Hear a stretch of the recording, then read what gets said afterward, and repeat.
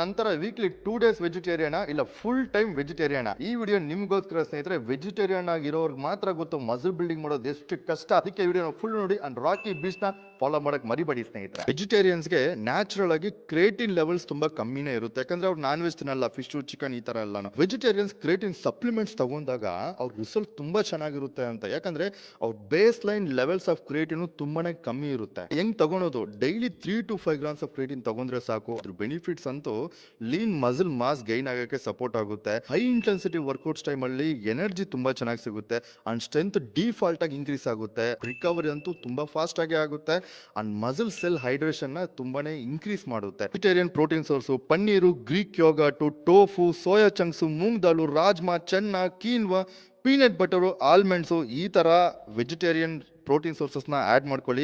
ಯಾಕಂದ್ರೆ ವೆಜಿಟೇರಿಯನ್ಸ್ ಅಲ್ಲಿ complete protein sources ಇಲ್ಲ, ಲಿಸಿನ್ ಕಮ್ಮಿ ಇರುತ್ತೆ. ಲಿಸಿನ್ ಮಸಲ್ ಗ್ರೋತ್ ನ ಸ್ಟಾರ್ಟ್ ಮಾಡೋಕೆ ಕೀ ಅಮಿನೋ ಆಸಿಡ್. ನೀವೇನಾದ್ರೂ ಮಸಲ್ ಬಿಲ್ಡ್ ಮಾಡಬೇಕು ಅಂತ ಇದ್ರೆ 1.6 to 2.2 grams of protein per body white per KG ತಗೊಂಡು ಅದ್ರ ಜೊತೆ ಕ್ರೇಟಿನ್ ತಗೊಂಡು ಒಂದು ರಿಕವರಿ ಕರೆಕ್ಟ್ ಆಗಿ ಕೊಟ್ಟು ವರ್ಕೌಟ್ ಕ್ಲೀನ್ ಆಗಿ ಮಾಡಿದ್ರೆ ಸಾಕು, ಮಸಲ್ 100% ಬಿಲ್ಡ್ ಆಗುತ್ತೆ ಸ್ನೇಹಿತರೆ.